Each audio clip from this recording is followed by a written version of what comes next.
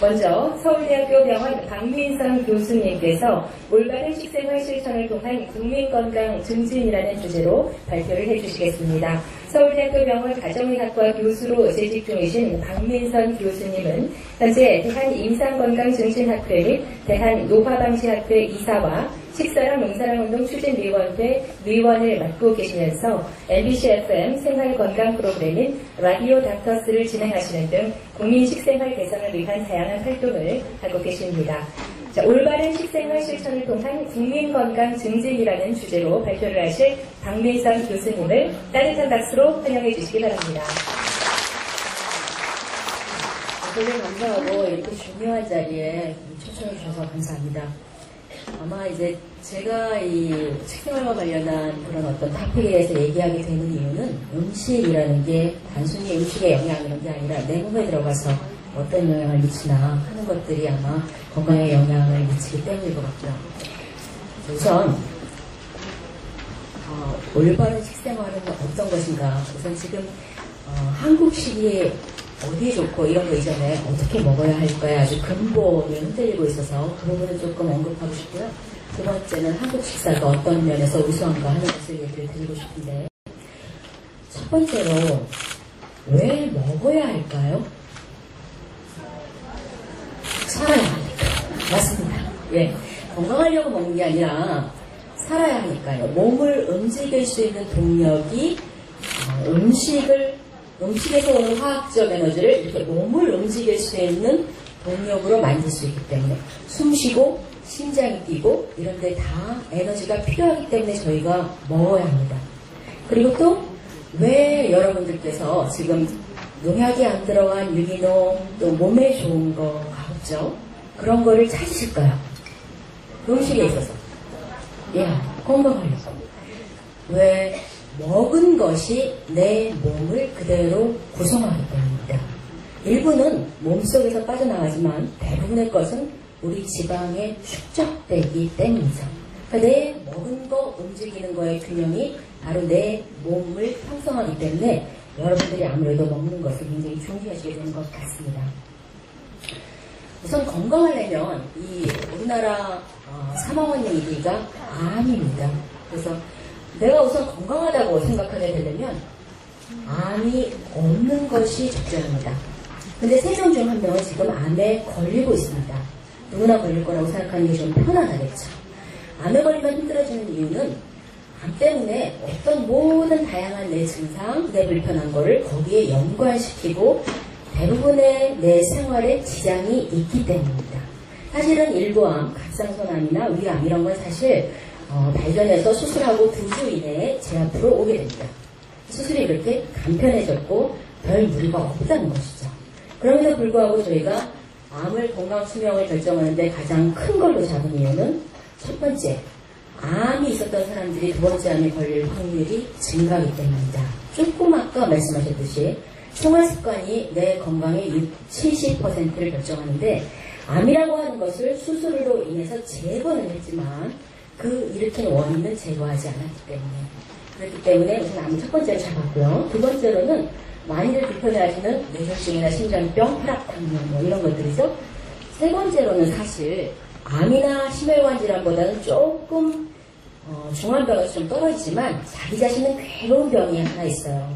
소화도 안 되고 머리도 아프고 온몸 여기저기가 아픈 사람들이요. 사실 이런 거에 있어서도 대부분의 원인이 먹고 움직이는 것의 균형에 있기 때문에 그래서 오늘 먹는 것을 얘기하는 부분에 그거를 얘기하게 될 것 같습니다. 지금 100세 건강을 얘기하셨습니다. 누구나 다 지금 평균적으로 80이기 때문에 지금 여기 이만큼 사신 분들은 대부분 95에서 100세까지 사실 거라고 생각을 합니다. 근데 사람에 따라 어떤 분들은 저희가 이제 풍차나 이런 걸 보면은 조금 더 쉽게 생각을 하지만 그냥 죽을 때까지 하고 싶은 거 다 하고 전혀 지장이 없고 확 돌아가시는 분들이 있고요. 어떤 분들은 한 3, 40부터 여기저기 아프고 온몸이 힘들고 그런 분들이 있어요. 특별히 검사를 하면 이상이 없고. 그래서 저희가 이 원하는 것이 사실 먹는 것에서 원하는 것이 단순히 암이나 심장병이 없는 것뿐 아니라 여기에 있는 자꾸자꾸 기능이 떨어져서 병원과 친구하시고 싶으신 분들을 이쪽으로 올려놓는 것이 그 중에 또 하나입니다. 누구나 이제 100세를 기획해야 되기 때문에 하고 싶은 거 할 수 있는 여유를 가지고 싶어 하시는 그런 부분이 있기 때문이죠. 영양이나 현대인의 문명 과정을 생각하자면 옛날에 오스트랄로피테쿠스 시절에 수렵하고 농사 짓고 움직여서 음식을 구하던 시절에서 지금은 손 하나 깠다가 해도 내 입으로 뭔가가 들어갈 수 있는 시대가 되고 있습니다. 그래서 대부분 움직이지 않고 먹을 수 있어서 이런 몸이 되는 게 문제가 되죠. 과거에는 다 지금 이제 농사에 대한 얘기를 하고 있기는 한데요. 일부 농업을 직업으로 가지신 분들만 이런 생활을 한 반면에 사실 한 50년 전만 해도 대부분의 사람들이 이렇게 살았습니다. 전부 움직여야 밥을 먹을 수 있었죠. 그래서 식사를 제때 안 한다거나 이런 거는 사실 거의 불가능했습니다. 움직일 수가 없었기 때문에. 반면에 먹을 거는 어땠냐 하면 사위가 오면 씨암탉 잡는다고 하듯이 단백질면, 열량면에서 많이 부족했습니다. 그래서 그때의 대표적인 병은 뭐였느냐 하면 호흡기의 결핵 같은 거였죠. 폐렴. 그러니까 사망 원인이 호흡기 질환이었습니다. 간 질환이요. 영양이 중요한 질병이었죠. 열량과 단백질 섭취가. 반면에 지금은 어떠냐 하면 당뇨가 급격히 증가하고 있습니다. 콜레스테롤이 높은 거, 또 혈압과 당뇨의 원인은 조금 차이가 있습니다. 콜레스테롤은 흔히 많이 먹어서 생길 걸로 생각하시고 기름진 음식만으로 생각하시기 쉽지만 막상 다른 원인이 존재합니다. 우리나라 사람들한테. 반면에 당은 아주 샘플하게 먹는 거하고 움직이는 거의 균형이 안 맞는 겁니다. 체중이랑 같이 갑니다. 사실. 그래서 지금 먹는 게 많아서 생기는 병들이 문제가 되고요. 총사망의 상당 부분은 사실 암이 설명하는데 암의 원인에 대해서 확실히 알려진 것은 다음과 같습니다. 2003년 WHO의 테크니컬 리포트에서 말한 거에 의하면 흔히 암 예방을 위해서 과일 야채를 많이 먹자, 고기를 먹지 말자, 짠 음식을 먹지 말자 여러 가지 얘기를 하십니다. 가급적 오메가3 지방산이나 콩, 생선 이런 걸 많이 먹어서 암을 예방해보자 생각하시지만 실제로 가장 확실한 거는 움직이느냐 또 하나는 체중이 많이 나가느냐 하는 겁니다. 체중이라는 게 뭘까요? 먹는 거와 움직이는 거의 밸런스입니다. 그러면 적게 먹으라는 얘기냐? 아닙니다. 나이 들어서 적게 드시면은요 움직이지 못하게 되면서 비만해지고 당이 생깁니다. 여기서 적게 든다는 거는 오전 중에 일을 하기 전 타임을 얘기합니다. 그러니까 가급적 먼저 잘 먹고 충분히 먹어서 움직일 수 있게 만들어주셔야 한다는 겁니다. 원칙이 조금 달라요. 사람이 먹는 거는 쓰는 만큼 먹습니다. 원래 몸의 기전은 쓰는 만큼 먹기 때문에 운동을 하고 나거나 활동을 하고 난 다음에는 원래 식욕이 없는 분들도 조금 더 드시려고 하죠. 그렇죠? 현대인이 지금 식사를 거르거나 제대로 먹지 않는 첫 번째 이유는 움직이지 않아도 된다는 거예요. 여성분들은 특히 아침 남편 때문에 뭘 차려주십니다. 점심 혼자 있어서 대충 때웁니다. 저녁 남편이 돌아오니까 모든 식구가 돌아오니까 잘 차려서 저녁을 많이 먹습니다. 뭐 이런 식의 패턴이에요. 그러니까 과거에는 농사 때문에 굶는다는 거 불가능했고 세찬이 반드시 있어야 했습니다. 현대인의 생활은 안 먹어도 나는 별로 불편하지 않아. 그래서 안 먹는 게 많이 는다는 거죠. 그래서 먹고 움직이는 거에 밸런스에 있어서 흔히들 160cm에 54kg가 사실 정상의 딱 중간 정도입니다. 근데 이 정도를 흔히 우리 여성분들은 조금 체중이 많은 것 같이 생각을 하시죠. 사실 병이 생기는 거는 160에서 64kg 정도에 해당하는 때부터 병이 생기기 쉬워집니다. 실상 우리나라에 있어서는 체중이 적은 사람들도 사망률이 증가하고요. 아주 많은 사람들도 조금 남자는 조금 더 하고요. 여자는 사실 체중이 많다고 해서 그렇게 사망률이 증가하지는 않습니다. 그러니까 많은 분들이 체중에 연연해서 소식을 하고 움직이지 못하는 상태가 되기 쉬워진다는 거고 거기에 한 부분을 차지하는 게 사실은 한식입니다.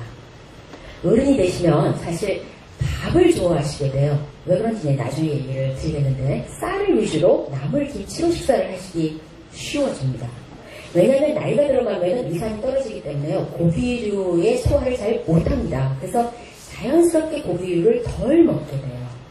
그렇게 되는데 이런 한식은 사실 밥에 나물만이기 때문에 몸으로 잘 들어가지를 않습니다. 우리가 소주를 먹는 게 콜레스테롤 낮추고 이렇다고 얘기하는 게 몸 바깥으로 빼내기 때문이거든요. 우리 변비 있을 때 소주를 많이 먹고 과일 야채 많이 먹자 그러죠? 그 열량이 다 못 들어가게 바깥으로 빼내기 때문입니다. 근데 한식에 있어서는 밥에 나물만 먹으면 열량이 적어서 사실은 움직이기 어려워지면서 오히려 비만해지기가 쉽습니다. 그러니까 한식의 단점의 하나는 단백질이 조금 모자라기 쉽다는 거예요. 그래서 그거에 보완이 필요하고요. 결국은 체중 부분이 꽤 큰 분위를 차지하는데 젊었을 때는 식욕이 너무 좋아서 다른 거에 스트레스를 먹는 것으로 풀기 때문에 문제가 되는 반면에 나이 들어서는 배가 자꾸 나오니까 조금 덜 먹고 움직이지 못하게 되면서 체중이 늘게 되기 때문에 나이 들어서는 아침, 점심을 적절히 먹도록 하고 내 위가 허용하는 한 먹도록 하고 움직일 수 있게 만드는 게 대부분의 사람들의 비만 치료법입니다. 물론 나이 들어서도 체중이 많이 나가고 아무리 많이 먹어도 나는 소화에 문제가 없다 이런 사람들은 줄여주셔야 됩니다. 근데 대부분 근육량이 줄어들기 때문에 근육량이라는 게 몸에서의 열량 소비를 결정합니다. 근육량이 줄어들기 때문에 누구나 다 나이 들면 조금씩 식사량이 떨어집니다. 그러니까 아침, 점심은 어느 정도 먹어주고 저녁만 조금 조정하신다고 생각하면 될 것 같고요. 우리나라 사람들의 특징 중에 하나가 콜레스테롤이 높은 사람들에 있어서 반드시 고기나 오징어, 흔히 콜레스테롤 높은 음식과 관련이 없다는 데 있습니다. 심혈관 질환 예방에 있어서 콜레스테롤이 중요하다고 알고 계시죠? 이게 외부에 없는데 하루에 한두 번 먹는 사람에 비해서 6번, 그러니까 어떤 것이든지 밥 세끼의 간식이든지 어떤 형태로건 6번 이상 먹으면 전체적으로 열량을 1000칼로리 이상 먹고 모든 영양소가 더 많이 먹음에도 불구하고 콜레스테롤이 한 30mg/dl 정도 떨어진다는 것입니다. 그래서 저희가 아침 식사를 거르는 사람은 현대인의 특징이죠. 대부분의 사람이 그런 건 아니지만 나이가 들어가시면서 아침을 거르시는 분은 거의 드뭅니다. 점심을 거르시는 경우가 좀 있죠. 반면에 젊은 사람들은 너무 바빠서 아침 식사를 못하는 경우 단순히 주스 같은 걸로 넘기는 경우가 있어요. 근데 그렇게 되면 콜레스테롤이 증가하기 쉬워진다는 거죠. 따라서 아침을 어떻게 먹게 하느냐 거기에 있어서 근데 한식이 약간 간편하지 않아서 문제가 있고 그래서 간편하게 먹을 수 있는 어떤 한식을 만드는 것 자체가 하나의 저희 태스크라고 봅니다. 두 번째로는 제때 식사를 못하면 누구나 많이 먹고 식곤증으로 눕게 되어 있습니다. 그래서 체중이 어느 정도 적절한 사람들은 한 5-6시간 간격의 식사를 저희가 요구하고요.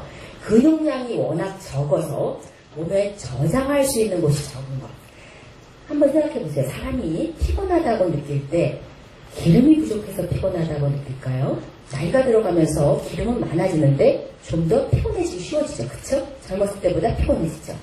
왜 그러냐면 근육이 떨어져서요. 근육에다가 당을 저장하고 그거를 뇌가 쓰는데 뇌나 눈이 피곤한 것입니다. 그래서 근육량이 떨어지지 않게 하는 게 중요한데 그 중에 하나가 원래 마르신 분들은 2시간 간격으로 뭔가를 먹어주는 거. 밥이 한 4-5시간 간격이라고 하더라도 그 사이에 중간에 반드시 간식을 먹어서 근육이 빠지지 않게 하는 거가 중요한 요소입니다. 세 번째로는 나이가 들어가면서 물론 근육이 빠지는데요. 농업을 하던 시대에는 먹는 것도 제때 먹을 수밖에 없었지만 몸으로 힘을 썼습니다. 무거운 거 움직여야 했고요. 밭일, 농사일 하는데 근육을 사용했습니다. 요새 우리는 어떤가요? 사무직 저희는 사실은 눈만 깜빡깜빡거리지 팔과 다리를 이용하는 일이 사실 운동 이외에는 거의 없습니다. 그래서 현대인은 어쩔 수 없이 근육이 빠져버릴 수밖에 없어서 근력을 어떻게 유지하느냐. 이거는 보면은 다리에 힘이 강하면 강할수록 안 죽더라. 손에 잡아당기는 힘이 강하면 강할수록 안 죽더라 하는 것입니다. 그거를 결정하는 게 근육의 양이죠. 근육량을 유지하려면 이게 21살의 까만 부분이 근육입니다. 이게 63세 여자의 하얀 부분이 기름이 꽃등심처럼요. 기름이 쌓인 거고요. 나이가 들어가면서 이 까만 부분이 근육에 해당하는 거죠. 그러니까 나이가 들어가면서 힘이 떨어지고 그렇게 되는 거는 근육량과 직접적으로 상관이 있다는 거죠.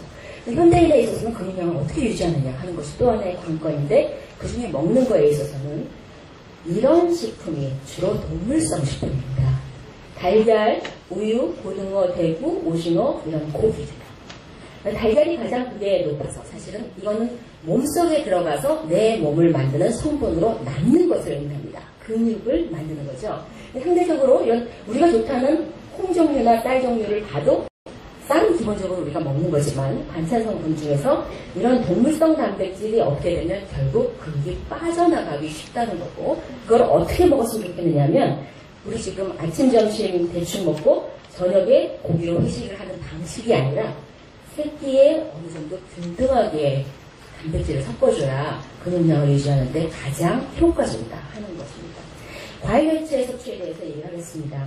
지금 전반적으로 우리 전체의 영양소를 누가 계산을 해서 밥 먹고 살 수는 없습니다. 제가 영양을 하고 영양에 대한 것을 환자를 보고 있지만 제가 그거를 다 계산해서 할 수는 없거든요. 여러분도 마찬가지이실 겁니다.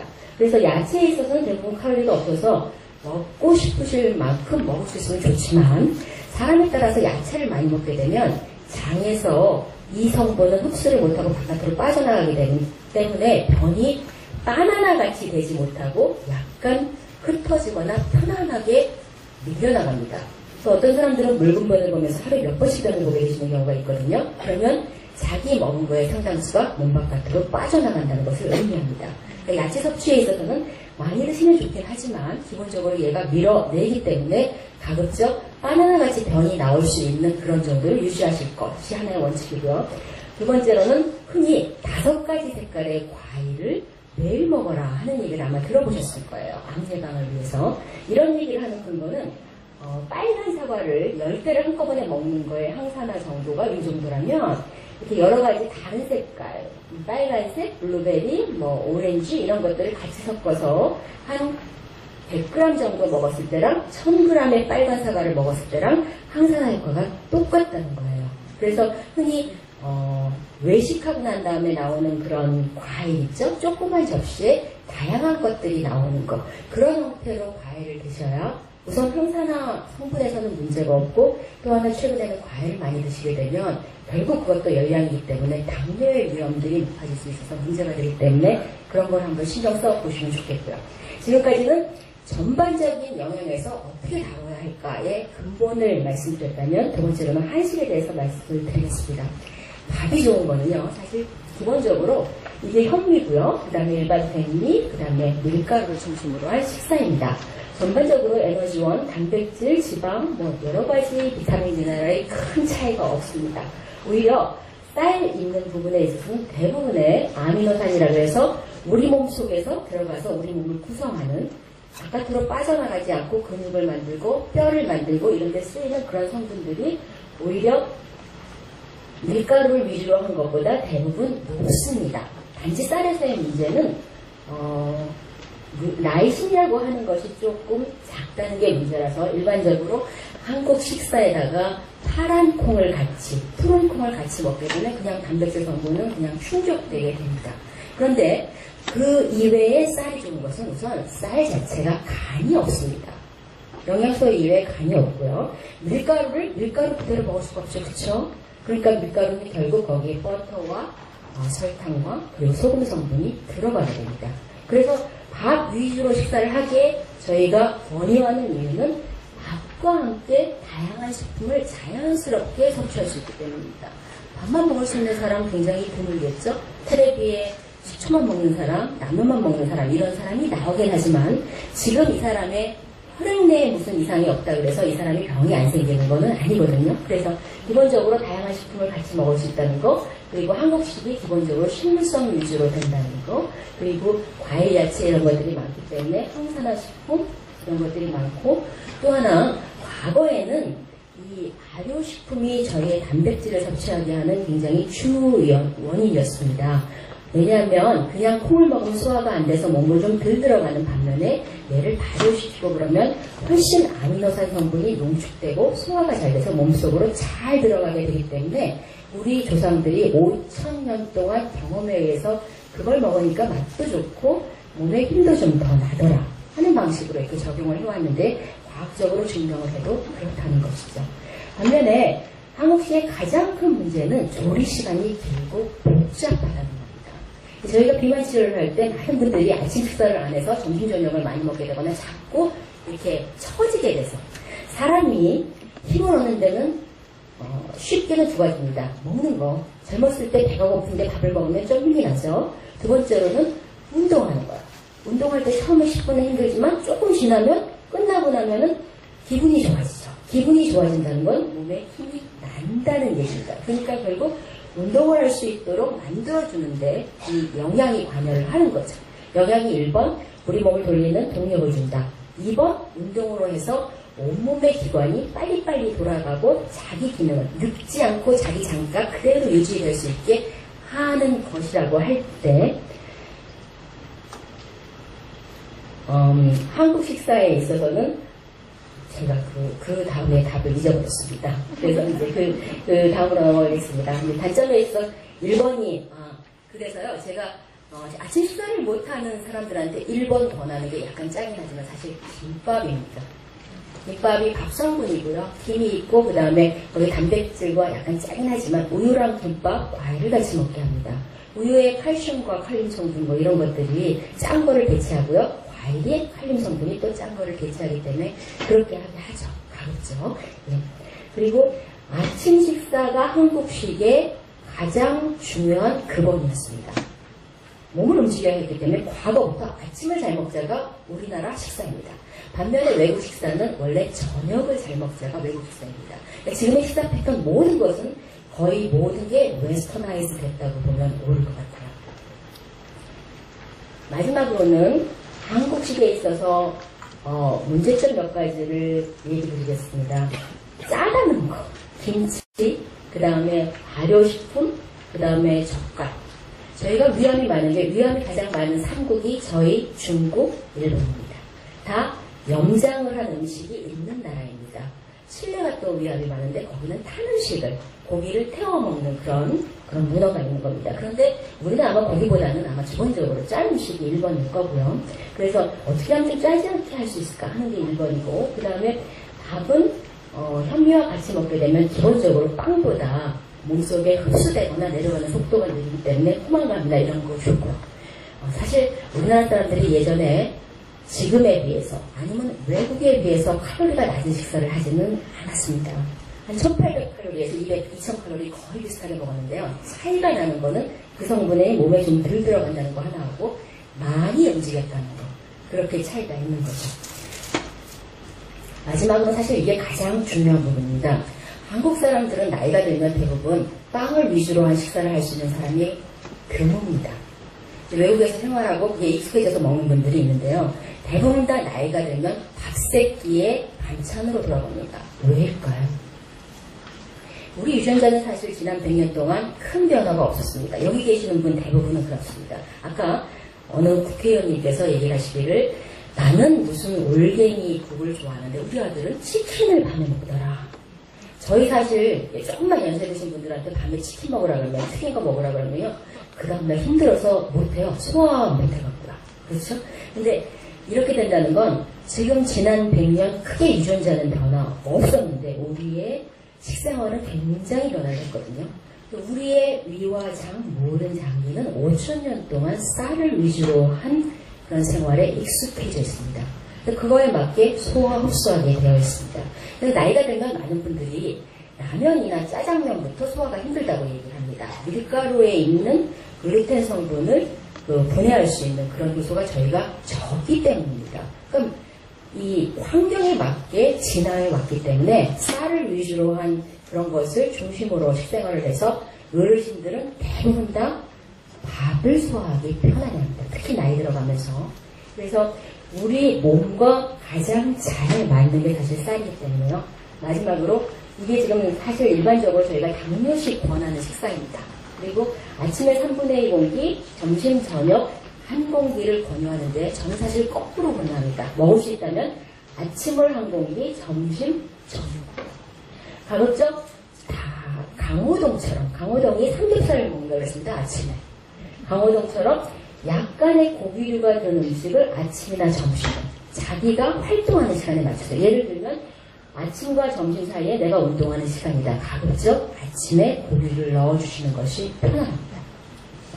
그렇게 식사를 하시는 거하고 저녁은 가급적 식물성 단백질을 드시는 게 조금 낫겠죠. 생선이나.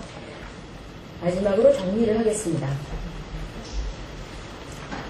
마지막 가기 전에 이제 외식이 있죠. 이 외식이 기본적으로 외국 식사죠. 전반적으로 칼로리가 높고요. 그리고 단백질보다는 지방이 많아서 문제가 되죠. 제가 며칠 전에 피지로 강의를 다녀왔습니다. 피지 사람들이 우리나라 사람들이 대사증후군이 한 26% 된다. 그러면 피지 사람들이 일부는 비만율이 85%, 90%예요. 그 사람들은 옛날에 이제 생선 잡아먹고 살고 그 다음에 움직임이 많았었는데 반해서 지금은 외국에서 들어온 캔 음식 그런 것들이 훨씬 싸고 그 다음에 식물성 지방을 이용해서 튀겨먹기 때문에 그 사람들의 비만이 거의 90%가 되고 거의 당뇨예요. 그래서 이 외국 음식이 사실 기본적으로 칼로리가 높은 것 이외에도 우리 몸에 맞지 않기 때문에 가급적 저희가 말씀드리는 거는 세 끼 중에 제때 식사하는 거 말고도 가급적 두 끼는 한국식으로 하자. 이거는 어르신들 얘기하는 건 아니에요. 어르신들은 세 끼 다 밥 먹습니다. 먹지 말라고 해도 거의 밥을 먹어요. 근데 지금 젊은 사람들 그리고 중년에 해당하는 사람들은 가급적 두 끼 이상은 한국식으로. 한국식의 단점은 단백질이 좀 모자라기 때문에 동물성 단백질을 강화하는 방향으로 두 번째로는 짠 음식 조심하는 방향으로. 국물 음식 다 아시고요. 이제 짠 음식에서 하나 우리가 간과하기 쉬운 게 채소가 좋기 때문에 저희가 나물에 오일하고 소금이 들어가거든요. 채소가 좋아서 10개 반찬이라든가 이렇게 먹으면 전체적으로 몸에 들어가는 소금이 건강 위해를 일으키기 때문에 결과적으로 야채를 많이 먹는데 간이 된 거를 많이 먹는 건 그런 의미에서 소금 섭취 조금 문제를 가져올 수 있습니다. 그 다음에 짠 음식이나 탄 음식 줄이는 것, 또 외식 줄이는 것 이런 원칙을 좀 지키시면 아무래도 건강과 만성질환을 지키는 데 도움되지 않을까 싶습니다. 이상입니다.